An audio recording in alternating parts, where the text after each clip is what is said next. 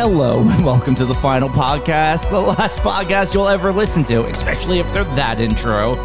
Your final bros are here. It's Brian Hopper LaGrasta and Shane and 80s bully Smith.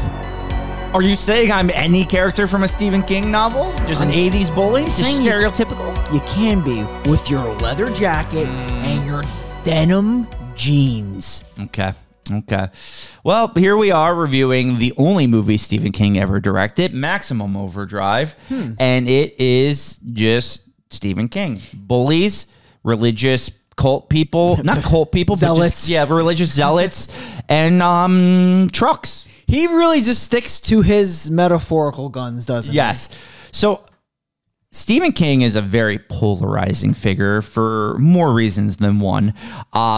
Personally, I think he's a little overrated because his inability to end horror novels. Yeah. But he kind of does deliver with this. Yeah. Like, in a weird way.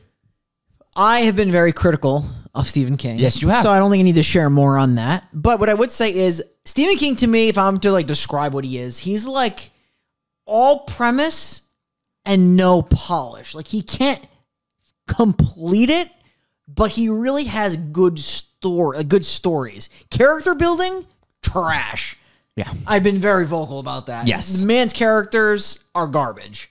They're over the... Well, actually, for an 80s vibe, they're fun because it's always over the top. It's always kooky and crazy, but it's nonsensical. Yes. There's not a single believable character in this movie except the boy who loses his father. Yes. Like, so I'm actually just going to run through some of the characters in this movie. So you got Emilio Estevez's character, Bill Robinson, who is the hero, but he's also like, he's weird because he's like, he's referred to as a college boy who's got all these smarts, but yet he's apparently on parole from stealing. Yep, he was I guess a college boy who stole because he owed money, right? Yeah. So they did some time, and now he's on parole, and he's working as a cook. Yes, at a gas station. At a gas station, and he's labeled as a hero by this girl, knowing nothing about him. Oh yeah, she's the next character I want to talk about. Yeah, she's rough. Because okay, so then the girl, what's her name in this? It's Brett. Her character is is stupid because she is hitchhiking, I'm assuming, with this traveling Bible salesman. She is hitchhiking. I forgot. She's going to Florida. She's going somewhere like crazy. So yeah, she gets with this guy, but then they stop at the truck stop. But then when she meets Bill, within, I'm not even joking, a half hour is his girlfriend. Yes. So they actually like touch each other throughout the rest of the movie. Like, they cannot not touch each other. Yes. It's like, I've never seen a relationship so quick. Yes. Like, it's like they've been dating for years and they're more in love than the couple that just got married. It's almost as if this comet put their relationship to maximum overdrive. God. Yeah. So her character just makes no sense how fast that whole thing happens. Let's talk about the married couple, Curtis and Connie. Yeah. Okay. I get it. Just married. I get it. Connie is the voice of Lisa Simpson.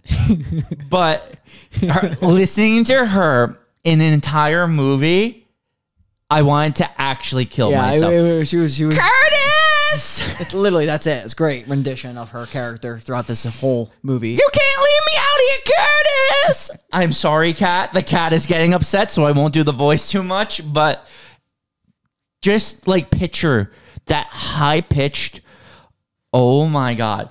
Because she, like, even when they're leaving, she's like, ah, the whole time. I'm okay, Cat. Don't worry. No, yeah, she's rough for sure. I mean, that's obviously what she's meant to be doing. Yes. That's how she was written by Stephen King. Yeah. But like it was over the top annoying. Yeah, and you go. I mean, there's more. Oh no, that's why I'm just running through characters because think of the guy who owns the gas station. Oh yeah, it starts with a P. Forgot his name. No, sorry, Hendershot. Hendershot. Big bucks. Doomsday guy for sure. He calls everyone Bubba. He's like, what are you doing over here, Bubba? You gonna ruin my import, Bubba? So, like, he had that, like, shower that said Bubba shower here. Whose shower is that? I don't know. Hendershot literally owns every gun in the entire planet, on the entire East Coast, 'cause I think this takes place in Wilmington, North Carolina. Yeah. Literally owns every gun you can ever own in the basement of the gas station. Yes, he has a bazooka. He has a rocket launcher. There's no way a civilian can, like, actually have those. Like, I know our country's gun laws. I'm not going to have that conversation. But there's, like, no way a man could actually own that. That's not a part of the military. Okay, so the thing is, you can probably get that. It's almost like it's how much he has. It's like he's an underground arms dealer, like, unexplained. Yeah. Like, maybe you're able to acquire a bazooka. That's going to cost you, like, probably $200,000. But he's not making that kind of money to have all of this kind of stuff. How many chains of this gas station, the Dixie Boy stop, the truck stop It's in the middle of Wilmington? It's literally nuts. It makes no sense. He has grenades, dude. Yeah, that's what, who just has grenades? But it may sound like we are ripping this movie apart, which we kind of are, but that is going to end up being the charm of this movie. Yeah, like, that's what people, and this is like a really, like, this is a fan favorite. Like, a lot of people like this movie. I know even, like, my old boss always, like, knew I was into horror. He goes, my favorite film, Maximum Overdrive. Loves this movie. Because it's so zany. It is. It's just like a lot of, it's a very fun. We always talk about fun watches. This is a fun watch. You're going to get to points where the trucks growl at you. Like, you actually, it goes, "Argh." There's going to be parts where you get, like, a cat just kneading your leg. Like, you're going to get all of that. You making the biscuits? You making the biscuits? You're going to get parts where the music is just going to be like, dun, dun, dun. Like, it's like a Psycho rendition almost. Yeah. Dude, the music is pretty wild. The whole soundtrack is, like, done by AC/DC. Yes. How did that conversation come up? Dude, if there's one thing I know, isn't AC/DC, like, really expensive to get licensing for their music? Sure, they did the whole movie. Like, I wonder what it's got a budget check, and, like, I'm really curious if there's any trivia around the AC/DC thing, because they literally throw on all of their heavy hitters. Yo, Hell's Bell, like, everything is playing. Like, I'm not sure if they do Highway to Hell. They do Hell's Bells. They do Thunderstruck. Yeah. They do Shook Me All Night Long for the ending credits. Yeah. So I don't know if they did TNT. They do a lot of them, though. The budget is $10 million. I actually feel like $8 million is AC/DC. Yeah, Shake Your Foundations. They literally have all of their greatest hits, almost all of them. Because, like, in this movie, I'm thinking, like, who the actors are. There's probably 3 of them that you would have to pay, like, a decent amount. Like, Emilio Estevez was really big at this point. In this time, he's already done Breakfast Club. Yeah, so he's a big name. Hendershot, he's in so many movies in this time period. Like, he's in a lot. And I'm assuming the voice, because The Simpsons started already. No, they did. 89. So it didn't happen so yet. she wasn't expensive yet. So I would say those two, Hendershot and Emilio Estevez, are going to be where you run your money on cast. Yeah. But yeah, like, this is, you know what? If you got nothing else to say, Brian, No, I think it's time. I don't think I've ever been more excited, actually, because I absolutely think the story of this movie is just so revolutionary. Yeah. So let's do it. Let's jump into the spooky pit. Maximum Overdrive, released in 1986. Machines must be aliens. Putin will get them. Directed by Stephen King. Stars Emilio Estevez as Bill Robinson, Pat Hingle as Hendershot, Laura Harrington as Brett, Yeardley Smith as Connie, and John Short as Kurt. Putin will get him. Yeah. He'll get him. He'll get him. We actually need to backtrack. Yes. Because this movie is going to open up with literally the most important text a movie has ever opened up with. Yes, it's a fact. This is the "fuck you asshole" text. You are an asshole. Yes, you are an asshole. And of course, receiving that message Is Stephen King. Straw Hat Stephen King, Riverboat Gambler himself. And I love his one line. He's like, "Hey, honey, the ATM just called me an asshole." Wild. That's literally the intro. Yep. That's how the movie opens. And then we hit the AC/DC. We hit the text, though, about a comet that is going over the Earth, and this comet is going to disrupt electricity. It's gonna like stay there for like 8 days. 8 days, and yeah, so the movie is gonna take place during the 8 days that the comet, that Earth is passing through this comet. Okay, now let's get ready to talk very, very big plot holes in this movie. All of it. Yes, but there are some fucking huge ones. Okay. So this movie first is going to start off with a bridge. Bridge operators aren't hitting buttons, but the buttons are already controlling themselves. They're going to open up the bridge. Brian, I know you were dying to talk about this. Tell us what's going to happen to some of these people on this bridge. Yeah, this is kind of fucking crazy. So, like Shane mentioned, like the bridge operators, everything's going to go haywire and automatically go off on its own. So now the bridge is opening up at the middle and splitting. And yeah, the bridge operators are playing a game of nudie cards or whatever. It doesn't really matter. It's going to go automatically off. And then you start having cars that are pulling back. Oddly enough, as it's opening up from the middle, there's cars that are going over and into the water, which I'm trying to understand that. I know the comet is the comet interrupting gravity. Like, I don't understand. The only one that made sense was the orange truck because it was at the dead center of the bridge. But also that guy made no sense because why he didn't just get out and start running and just sat in his car to die. Well, dude, was another very questionable decision in this. But there's also people that start falling out and up and over the bridge as well. You clearly see that there is like, it's the way that it's angled, people would be falling the opposite way. Yes. Why? Also, people are like very easily flying out of their windshields. Yeah, and I know there's like watermelons that are falling out of a vehicle and like that's crashing down. But I don't understand, because if this happened, and it's terrifying to think about for sure, I would just walk down the ramp to safety very easily. Yeah, like when people are falling, they easily could just get to the end. I get though, maybe the idea is the bottom of the bridge also technically would have a hole. Like this guy, I don't understand this one. Okay, so I think what it is the bridge. So you have a bridge and it's opening like this. I think at the bottom there's also a little hole that he would slide through. Okay, but he also wouldn't die from that. No, he's just falling in the water. Yeah. Like, he penciled in, but you're right. There is another hole towards the bottom. But like this guy. So this guy, he clearly in this moment should just get out of the truck and run. Sure. But makes the executive decision to go forward, even though a majority of his car is on the other side. He actually makes every wrong decision imaginable. Also, how do his wheels just fall off? The back wheels fall off of that. Yeah, that one is a... Yikes! It's a mystery. Yeah, it's a mystery for sure. Yeah, so there's a lot. Like I said, people are flying out of windshields, flying into other people's windshields. People are just driving into each other. Like the biker that just falls.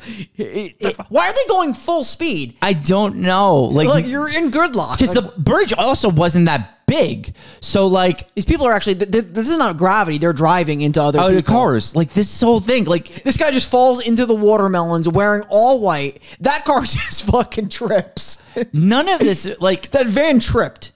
What is this scene is absurd. It's great, but it's absurd. So this is like a Final Destination on Coke. Coke, yes. This is the Coke destination. Yeah. All right. So let's move on past this. So we're gonna. What is the next scene from this moment? Is it the baseball scene? Because what they do show. They go through like random. It's gonna kind of come together. It does. A centralized story, but they're gonna show a lot of like the machines kind of coming alive. Yes. I do have questions about the machines coming alive. Oh, trust me. We're going to talk about it. I don't think they were supposed to be going into heavy detail, but my biggest thing is just like they explain it as like motorized things that are going off, but then like guns are going off and like that's so okay. And then certain motorized things aren't going off. Yeah. So here we go. All right. So this is the main character of the movie, Happy Toys truck. It is literally a truck with a goblin head at the front, which I think is a huge hindrance to the driver because the ears are probably sticking up in front of the road that you wouldn't be able to really see. Yeah, it would be blocking your view. Is that the Green Goblin? That is the Happy Toys goblin. It looks like the Green Goblin, though. It's definitely a bad ripoff. So this truck is going to pull up to get gassed. Duncan, he's going to be the one who has to fuel it up. Yeah. And the gas. So this is the weird thing. So the gas pump is sentient also, because the gas pump is going to stop working, and he's going to look into the gas pump, and it's going to shoot the diesel into his eyes. And the diesel, he's not clicking it open, right? Like it just automatically flows through. Yeah, so it's nonsensical. So that's like, how is the gas pump sentient? Because the electricity, right? But then there's so many other things that are electricity that never, like, wouldn't the ceiling fans have attacked at some point? Yeah. I wonder, that's a good point. I guess, yeah, I would assume that electricity would power up A gas pump. gas pump. Yeah, yeah. How else would it be? That's not going to be battery operated. Right. So, like, you get to meet the people in the cafe, in Dick's truck stop. This is where you meet Bill. He's the cook. He just looks fucking disgruntled, like out of the get-go. Yeah, he's a very angry employee. He gets called into Hendershot's office. Hendershot's going to be like, look, I need you to work 5 free hours a week for me, and you don't have a choice because you're essentially slave labor because you're on probation. But I'm pretty sure that's not how that works, because he could just report that to his probation officer that this guy's making him work for free, and if he could get him a different form of employment. It wouldn't work. Like, his hours got to be reported. Like, there's no way this would work. You get an official statement. Yeah, like, you would easily earnings. be able to show your pay stub to employment, and I'm assuming not the probation officer isn't corrupt, so like... Yeah, no, and... Apparently, this guy, from what I'm gathering, he does this to all, like, a lot of his employees. So Bill sees in his book every single employee under Hendershot is a probation employee. They're all ex-cons to some degree. And I think, there's a subtle reference. Is he dating the lady in the front or no? There's a subtle reference, but it's never actually. Confirmed? Yeah. So, like, the whole, like, thing is weird. Like, with what works, what doesn't work. I feel like he picks and chooses rules. So I feel like he was like, all right, well, I'm going to make everything go off, and then it's just going to be motorized things. Yeah. Because if you think about it, if it was like all types of gadgetry, this would be over for everybody. Like, this would be a nightmare at the rate that it's happening. But they should have probably just left it as motorized things. I completely agree. So they're going to flush out Duncan's eyes, the guy who got hit with the diesel. He's not dead yet. And then from this moment, we're going to cut, I believe, to the woman traveling with the Bible salesman. Yeah, who's going to be Emilio Estevez's, like, love interest. Yes. So, she's going to eventually get to the place with them. That storyline's nothing. She's just like, pull over. I want you to stop. So they're going to pull over there. Yeah. We'll cut to the baseball one now as well. You cut to the baseball one. You could cut to the one guy. I think he's... the coach. Yeah, even before that, there's this other scene, too, with the gentleman, I think, is playing like arcade. Oh, yeah. So there's a guy, he's playing up all the pinball machines. And this is another thing. It's like a Steve Urkel ripoff. I don't know. But this is where I'm taking, like, I think it's all electric things, because he gets electrocuted here by the pinball machine and killed. Again, that's not motorized. It's just electric. But that's what's so confusing, because the trucks don't run on electricity. They run on diesel. Yeah. Or gas. Yeah. So, like, is it just anything that's made out of parts? Yeah, but that's what I'm saying. Like, that's what I thought while watching this. But, I mean, I know that Bill made a reference later on in the movie specifically to the motors. And there's other things that are just not going off. Yes. I know it's kind of like almost this, like, you'll find out the story later. Like, there is kind of like a purpose behind this stuff going off. Yes. But, I guess maybe it's a little bit more intentional than just like anything going off. Yeah. So the guy gets electrocuted and they're like, all right, just throw him in the basement. But only certain people could go in the basement because of all the guns in the basement that they're trying to hide from people. Mm-hmm. So we'll talk now about the baseball game. The team wins. The coach is going to get the kids a bunch of soda pops. I love soda pop. But the machine is going to start shooting cans into his dick, then into his chest, then into his skull. Oh, yeah. And it caves his skull in. That guy gets fucked up. Yeah. That's what happens. That's what you get for wearing khakis to the baseball field. Right. So this machine's also going to start launching sodas at the kids. And at least 2 kids go down from these sodas. Well, I mean, like, this thing is spitting out Randy Johnson fastballs. Like, I'm talking like it caves in this guy's skull. That's how fast this thing is coming out. Like, those kids die. That kid gets hit right in the back. Yeah. And he's just down because when you see, like, they're down in the background. Now, one kid, his father is Duncan, the guy who got the diesel squirted in his eyes, and he's going to put a catcher's mask on. Well, he needs to shield himself from the Randy Johnson soda pop fastballs coming out of the vending machine. It's crazy that he goes to this coach who's clearly just dead. This coach it's got a soda can hole in his fucking forehead. So now out of nowhere, there's a bulldozer is just gonna crash through the scoreboard, which by the way they tied. It's 3-3 on the scoreboard. That's literally sick. So he like head slides into home plate and then it's a tie and everyone goes home and they're happy. Or did they just like not record update the score? Yeah, because it clearly says 3-3 there. What about this one? What about the one kid that gets bulldozed or rolled? I don't know. He got flatlined by that roller. He just like is riding his bike, a bicycle, and just it flips. It just stops. So that was my thing. I couldn't tell if he was either really bad at riding a bike or the idea is the bike flipped him over on purpose. I think they're going for the bike flipping over. I mean, like because he clearly doesn't do anything. I love that. I love this stunt man though. I love whoever did this. This is fantastic. This looks like it's dangerous, but it's fun too. Well, yeah, because he goes over the type of the handlebars. Dude, is this the Confederate flag back there? Where are we looking? Oh, on the scoreboard? Yeah. That's a Confederate flag, right? Yeah, it is. It's the 80s. It's the South. Stephen King hates all of that. The scoreboard's just going to get run over by the Rex, which is like this giant roller. And it runs the kid over instantly. So we got dead kid. Yeah. Oh, yeah. That one you said it was worse than it looks, right? Like they originally, I remember, I read that the kid's head explodes when the roller runs him over, but they cut that out. All right, so now we'll cut to the married couple. They're traveling. They're going together. They just got married, and they stop to get gas, right? Yeah. And they see that the gas station employee is dead. So that's the one that's like pretty rough because they just see this guy is completely dead, like in the side of the gas station. Yes.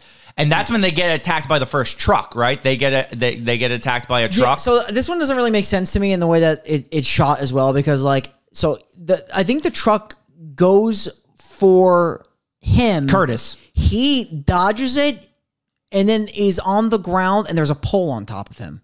Yes, it makes no sense. Like I'm trying to say, like, how does this like pole bolted to the ground end up on the bottom of him?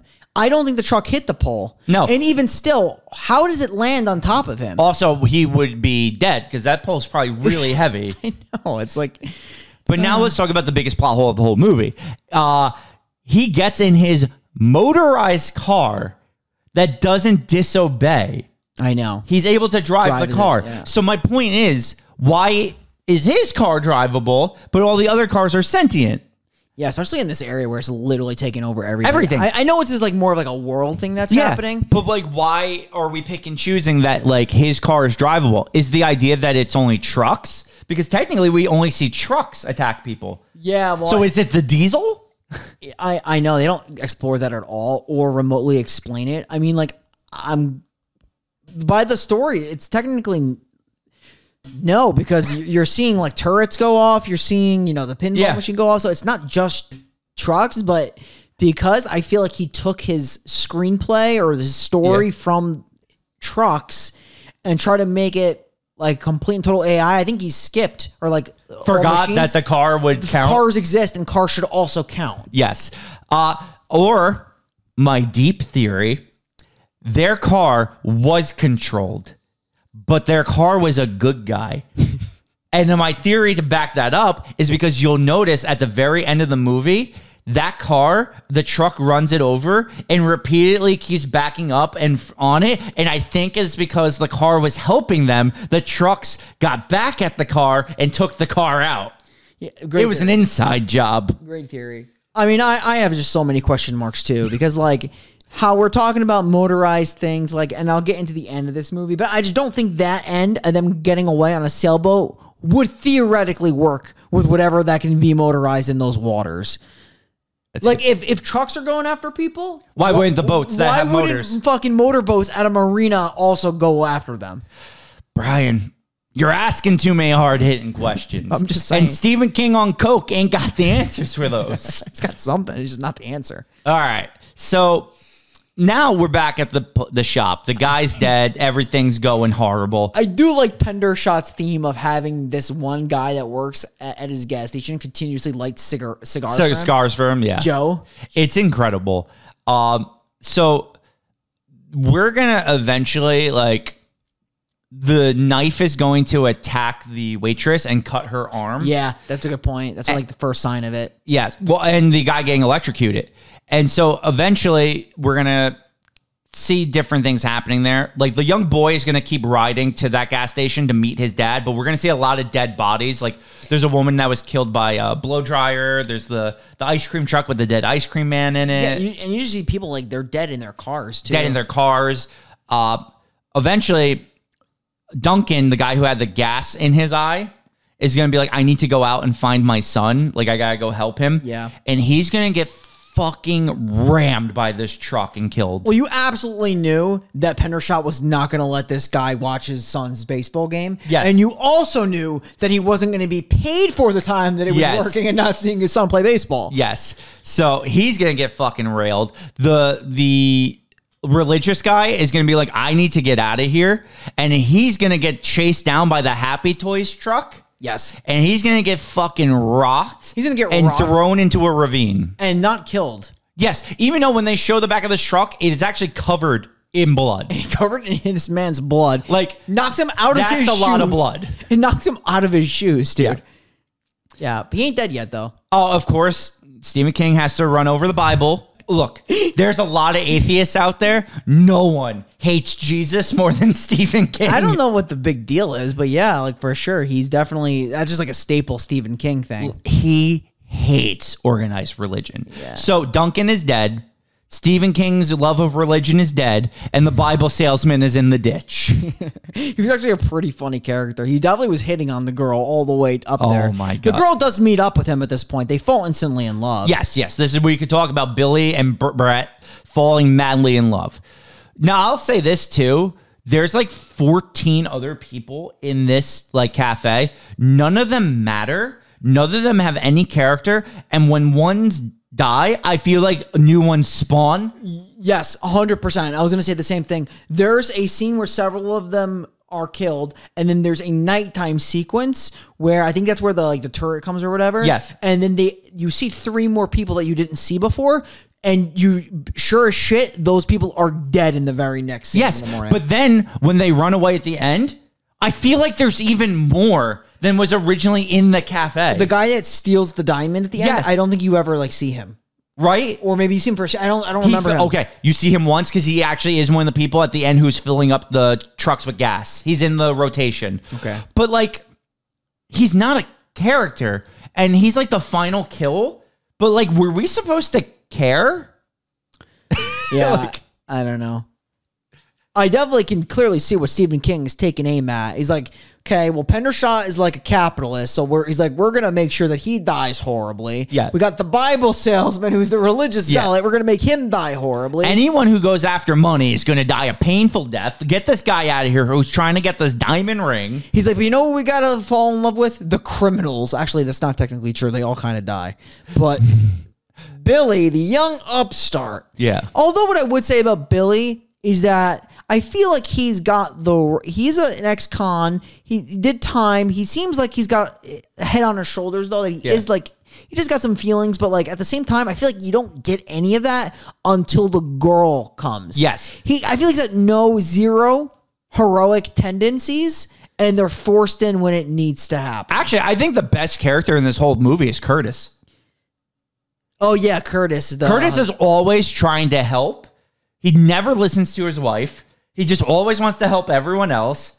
And like, I think he's actually the most heroic person. He's always volunteering to do it. He's also the one. So for the married couple to get to this gas station, they have to shoot the gap through the truck circle. That was crazy. And he fucking balls to the walls, goes through it and hits the gap, gets clipped and flipped. Yeah, that car gets flipped over, and then they're both okay though. They both kind of exit survive. Yeah, the car. Yeah. And I actually think he always makes these heroic choices, and it's really well done and cool.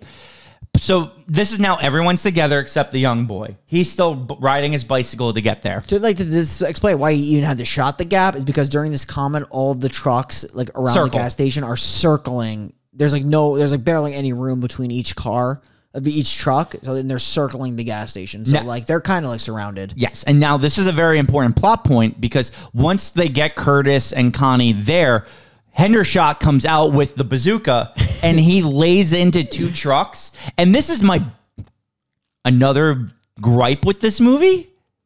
Why, after he blows up 2 trucks, why doesn't he just keep laying into these trucks? He's got all this fucking ammunition downstairs. Right? Like, why don't they just blow all the trucks up? They just leave the trucks to circle. When it's actually established later on in the movie, there's more ammo. Like, what is the mind thought process here? Yeah. No, you're 100% right. And like, yeah, then they're together. Bill and I forgot her name. Brett. It's Brett. Yeah, Bill and Brett. Yeah, her story is just like a little crazy. She does throw the maximum overdrive line in there, that everything's going into maximum overdrive. She does mention the comet. Yes. Thank God someone does. She does reference the comet. She's like, it must be that comet. And they're like, yeah, we won't talk about it ever again, though. No, but we'll add text at the end of the movie so there's a plot. Yeah, like literally the plot is text beginning, text at end. Yes. Like you know what's happening in the movie because of text at the beginning, but the rest of the movie is just based off of text. There's no there's never actually a story of them trying to figure anything out or do. The story is survival in a diner. Yeah. So like my only question is, I guess the turret could have technically like, I don't think it has a motor. Maybe it does for it to continuously shoot. I think because it's attached to the cart. If you really want to do some serious damage, there's got to be some kind of like artillery down here with the way this guy's stacking up for Doomsday for Hendershot that they could use. Like, because but they don't use any of it. You know, it's crazy. I'm just saying, like, I feel like this stuff could be going off. Yeah, like this movie. Use it. This movie's nuts. Like, there's just so much absurd shit going on that you're just trying to dissect. Like, the trucks are growling. The trucks are going to start speaking. Speaking in Morse code, dude, to get fuel. Yo. Literally nobody knows what the fuck's going on, and the young boy's just like, I know Morse code. It's so sick. It's sick. It's actually incredible. Like, it's great how they had the young boy be able to decipher Morse code. Like, I'm so happy that happened. Yes. So what's going to happen is eventually at night, Billy and Brett are going to smash because they've known each other now for 8 hours. And there's a green sky. Yes. So they're just smashing under the green sky. When at night, though, they're going to hear, help me. Help me. Yeah. And it's the Bible salesman who somehow is still alive. From the ravine. Question, does her hair change in the movie? Like 3 times. Right? She gets like a perm out of like nowhere. Yeah. Like, where did that come from? Yeah. I don't think she has it the next morning. Yeah. How do you feel about Emilio Estevez's earring? I didn't even know he had it until this very moment. I don't know how I feel about it. It's a thing. It is. Is it making him look more like a bad boy? I don't know. So he's gonna Curtis and Billy, right, are gonna make the trek to go save the young boy by going through the drainage ditch. Yeah, so they're going underground to try to get around the trucks. So they do like work this out, and my whole thought process throughout this moment is like, why didn't they all just do this and escape? Yes, and that's fair because like where they are now is a death trap. It's an eventual death trap. So why not just bring everyone through here now and just leave with the boy? I'm surprised that wasn't even like brought up as like a topic that at least like they do it at the end. Yeah, but my whole thing is just like they spend a couple of I think they're like 2 days in at this point. Yeah, and none of them mention that like, oh, like we can't do that because of X reason. They don't even bring it up. No. So anyway, they go, the Bible salesman's there, he dies, they get the boy, they bring him back. That's there. Connie, it's Connie, right? No, not Connie. Who's the No, it's the other girl. What's her name? Because the waitress. Because now we got to talk about her famous scene. Oh, well, it's fucking comedy gold. So we need to just like, I would be doing this movie. Wanda? Okay. Because we'd be doing this movie a disservice if we don't talk about when Wanda, after a night of drinking, decides to run outside and taunt the trucks by, I swear to God, I've never seen overacting like this. she's shouting, "We made you! And she's jumping and flailing her arms out. Ooh. Yeah, it's crazy. And are they going for the fact that like the machines are fighting back? I'm sure that's the vibe Stephen King's going for. Like now it's the machines' time. We made the machines, but now the machines are taking revenge on their makers. It's that whole thing. I wonder if this is like that whole struggle of like Stephen King being an atheist and be like, I'm fighting against the maker. Maybe. Or I don't know if that's too deep and I'm giving it too much credit, but I think my whole problem with that is like, I feel like this movie is not like, if that's the route they're going, it didn't come off like that to me. It just kind of came off of like picking and choosing the machines that just want to wake up right now. Right. So like, cause what's going to happen is she taunts the machines, all that stuff that happens. Eventually the machine, they're going to like beep in like, you know, the backup, and that's when the machine gun turret comes, and the machine gun turret's going to lace into the diner, killing what? It kills like 3 or 4 people. Yeah. Yep. And to be honest, it kills the 3 people that I said that were just they were not there the night before, but they're there now just to get foddered. And she does go back outside and yells, "We made you" again. Yeah, she needs to yell again so she can get shot by the turret. But it's crazy because she's holding the bazooka, and then she like dies, but the bazooka shoots off, kills a truck. Butterfingers, it does lace into the truck. Yeah. Oh my God, so crazy. So then they come up with the plan. They're like, all right, what if we just fuel these trucks and make them happy? Is this plan in response to the Morse code that says like we need food or whatever? Does it like try to broker a deal? Yes. It's like we need fuel and then we'll leave. Yes. So now it sounds like there is like some kind of computerized thing that is like their nemesis, their adversary. Yes. So what's crazy though is after the machine gun does kill everyone, it growls, and if you actually have the subtitles on, it says growl. I noticed that, and I'm like, so they can kind of speak now, because a machine gun doesn't make growling noises. Yeah. No matter how fast you shoot it. For sure. Yeah. The other thing is it never reloads. There's no way for it to reload. That's a good point. I didn't even think of that. Yeah, it's just like self-shooting. So it's just automatically shooting. I don't know. Unlimited ammo. Because it would definitely run out of bullets on that first like thing. So anyway, he's going to refuel. They go in shifts of refueling. Out of nowhere, and this is also very weirdly shot. Oh, should mention during the shooting scene, Hendershot also gets killed. That's actually very important. So Hendershot is dead. There's no like more like, you know, discrepancy between things. But out of nowhere, like as Billy's fueling up, he like starts to die and pass out. And there's no, like he's just putting fuel in a truck. Are they saying gas station attendants like die every night? They don't show this well at all. I guess he worked for hours and standing and doing this such hard labor with his calloused hands. But like there's like 5 other guys helping him. Yeah, I don't know if it has something to do with like maybe the fact, I don't want to give this too much credit, but sunstroke, or is it the sun beating down? They are in North Carolina. Okay. But like people, it's absolutely not touched on. That's what I'm saying, because like people work at gas stations in fucking Texas. I'm sure they're not passing out like every. But I guess no. Oh, wait. I'm putting my New Jersey bias in there, because technically there's no gas station attendants outside. It's a good call out. Yeah. Is New Jersey the only state that is New Jersey and I believe Ohio. Oh, no, Idaho are all that's left. Yeah. I think they might have been going for the angle of the fact that the trucks are going to keep on coming. Okay. True, because there is a big line of trucks. And that's why they were saying that he was tired. So that way they can kind of cycle people off. So that way you're not, because you can't leave it unattended. You know what? He's right. That's a very good point. It's a very good point. I wasn't even thinking of that. So that's it. So since this has all happened, he comes up with this ragtag plan of slapping the machine gun to make it spin. So then they're all able to escape. So here's my question. This seemed like an in the moment plan and not a, hey guys, like let's work on this plan. And the reason why I say that is that when he slaps it, like he yells duck, and the guy that's right next to him doesn't look aware of this plan at all.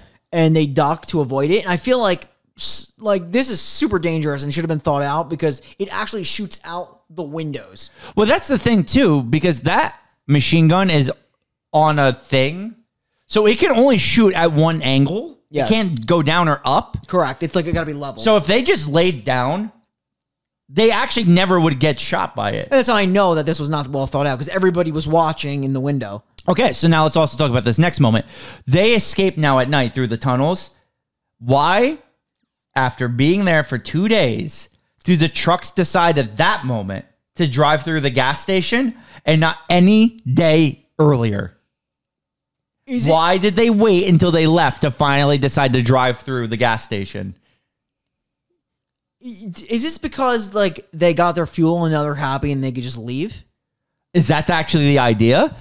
Or maybe because they're aware that the events, like I guess the alien or whatever is like ending. Sort of thing? They were still. I don't know. They were still going through it for like. It was like, from what I know, it was only a few days. Like that's what I'm saying. Like 8 whole days. But like, if the trucks just wanted to kill, why didn't they just do what they did there? Like drive through the building at the beginning and just kill everyone. Why'd they have to wait? It kind of makes no sense. Yeah, like what's the purpose of them waiting? They could have just like literally eradicated everybody there. Yeah.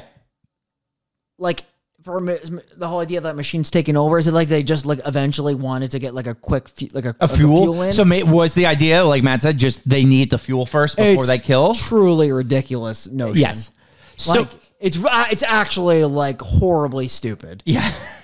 So let's talk about the next stupid scene where they are now trekking to the marina, and they stop at a fast food place that says humans here, humans here, humans here. And they actually let that go on for about 2 minutes before they do anything about it. Yeah.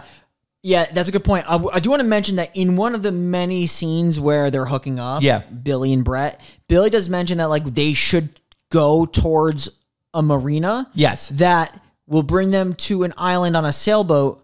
The island has nothing. No electricity. Nothing motorized or electric. He does mention that. Like, specifically mentions that verbiage. So he doesn't foresee any issues there. And the place is called Haven, I think. Haven, yes, it is. That's the plan. So they, like I said, they start making the trek. They shoot a fast food drive-through place that rats them out. They make it to the marina. And then, for some reason, the random guy decides to steal the diamond, and this truck has to be 50 feet away from him when he spots it, and he does nothing to get away other than stand there and scream. Gets absolutely pummeled. Then they blow up the truck. It's obviously the Green Goblin truck, the iconic truck of the movie. I think it's even the box cover of that truck. Yeah. And they all cheer. Look, like, there's more people here, right, than was at the beginning of the movie almost. Yeah, here. it's crazy. And they just escape on the sailboat. Yeah. And that's literally it until you get the text at the end of the movie. Mm-hmm. And the text is just, it's truly glorious. Like, it really is. Just, I love the quick explanation of basically that. I don't know if it's like 2 days prior, but like 2 days prior to the Earth exiting the comet, but essentially a Russian satellite discovered a UFO that was making communications, and Russia blew it up. Yes. With a laser beam. Yes. It's literally wild. I love it though. Yeah. Like it is cocaine. Yes. This is just, it's a maximum cocaine overdrive. It's what this is. This movie is absurd and crazy, and I know we trashed it the whole time, but it's such an enjoyable watch. Oh, it's super fun. High octane, like literally like pure, unadulterated diesel. Yes. It is fucking a time. It's fun for sure. Like, it makes you question everything. Yes. But also just enjoy the ride and just accept it for what it is. Literally enjoy the ride. Oh, God. Maximum Overdrive. So, now that we've taken our retro reel into Maximum Overdrive, literally, I'm going to be honest.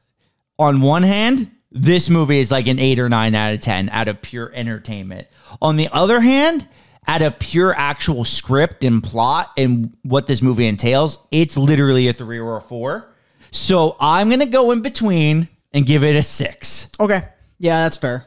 Like, I think I'm going to just meet it in the middle, because if you're going educational, like break down like cinematography and stuff and acting and script, this movie is fucking terrible. Yeah. But if you're just here, you want to grab like 3 friends, literally get like a fucking 24-pack of beer and just watch this movie, you're going to have the time of your life. You will absolutely go through that 24-pack. Yeah. Like that is what this movie is made for. So I'm going to say it's a 6.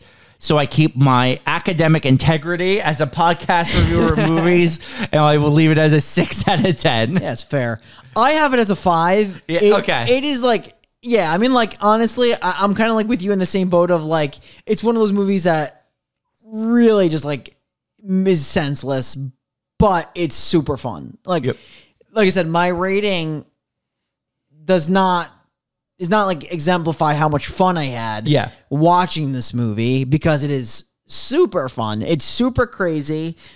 It is, the characters are just absolutely all over the place, but I mean, that's what you come to expect with Stephen King. And I don't know, it's definitely a treat. And there's the story that you get, the quick text, the beginning and the end, that are the only foundation to this entire movie, is pure gold. Like it makes me so happy. Yes. To see that text. Yes, I completely agree. Especially when I found out the Russians blew up and there was a UFO, so that means that there was technically an alien that was overseeing those communications. So the aliens were brokering a deal in Morse code. The aliens were the ones that I'm assuming intended and was putting everything in place to do what it was doing.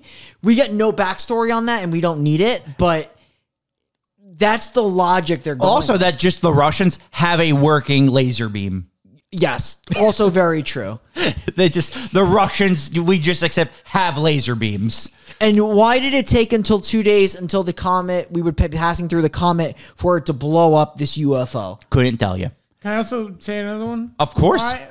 Why didn't it blow up from the start when they were shooting rockets at trucks right next to all the gas tanks? Like, why didn't the gas blow up earlier? Yeah.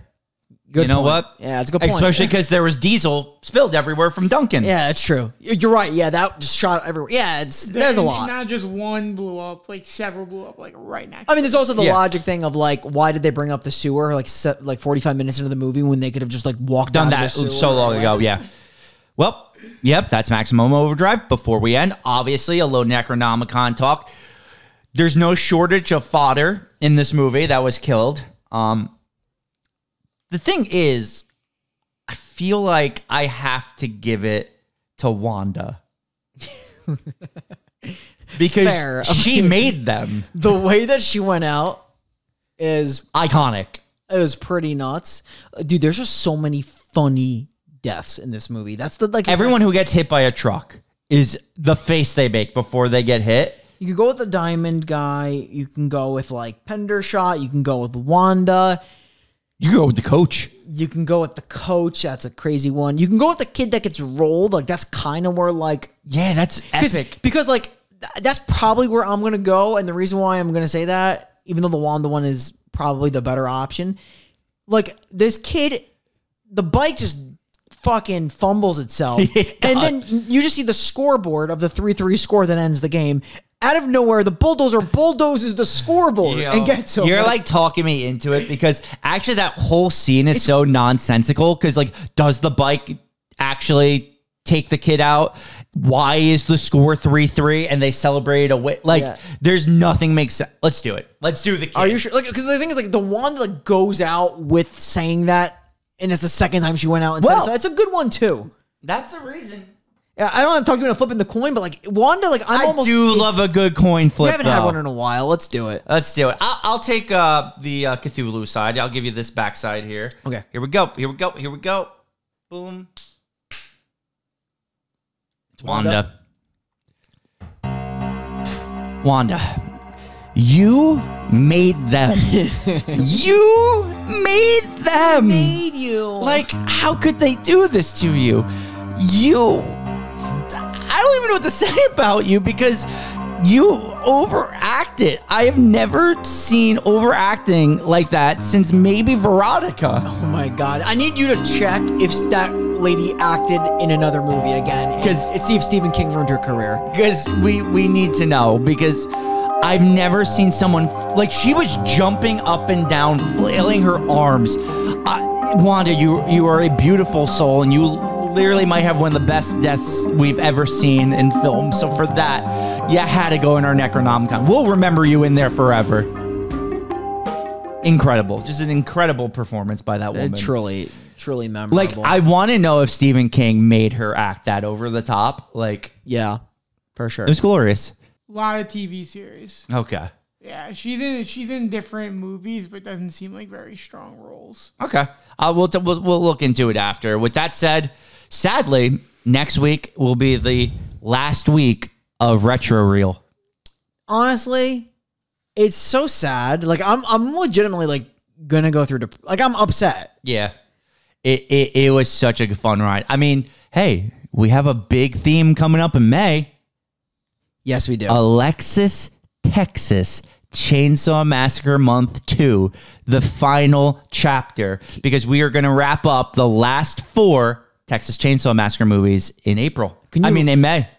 Could you believe, like, as an audience of this podcast, that we're actually running this back? Like, to think that we're running back what was called Alexis Texas Chainsaw Massacre Month, and we're doing it again because there's 4 more Texas Chainsaw Massacre and movies it perfectly fits in the month of May. It worked out perfectly where we got to fit all of these movies into 2 perfect Alexis Texas Mays. Now, up to this point and after May, there are no other Texas Chainsaw studio movies. No. None. None. We would have done them all. So we will finally have wrapped up a very long series, which is something we struggle with here on the podcast. A very popular series, yet, as we've discussed, a very shitty series, except there's 2 good the remakes. Yeah, there's 2 good ones.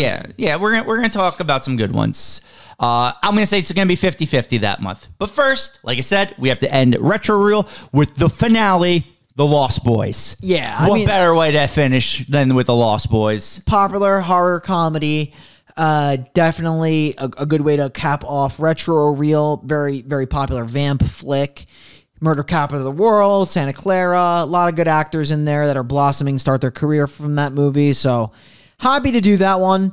And yeah, like super excited, like not to end Retro Reel. I'm very excited for Texas Chainsaw in a different way, but I love what I'm super excited for is the whole concept of Retro Reel was so awesome. I just can't wait to do it again next year. We definitely will. So with that said, we are the final podcast signing off, and we will see you next week where we discuss how upset would you be with your grandfather if he knew there was vampires the entire time and didn't tell you. The Murder Capital of the World, and he's like, oh yeah, well they've been around. Like, yeah. You didn't catch on to the vamps? Need that at the very end. www.thefinalpodcast.com for all of our videos, where you can listen to us. Spotify, Apple Podcasts, Google Podcasts, wherever you listen to a podcast is also on there, every single episode. Check us out, subscribe. Please give us a 5-star rating on Apple Podcasts, as we always love and appreciate the feedback. And yeah, we'll see you next week for the A Show, and we'll see you on Friday for the B Show, the Bogart Show, the Shanghai Show, the Shit Show. See you next week. Bye.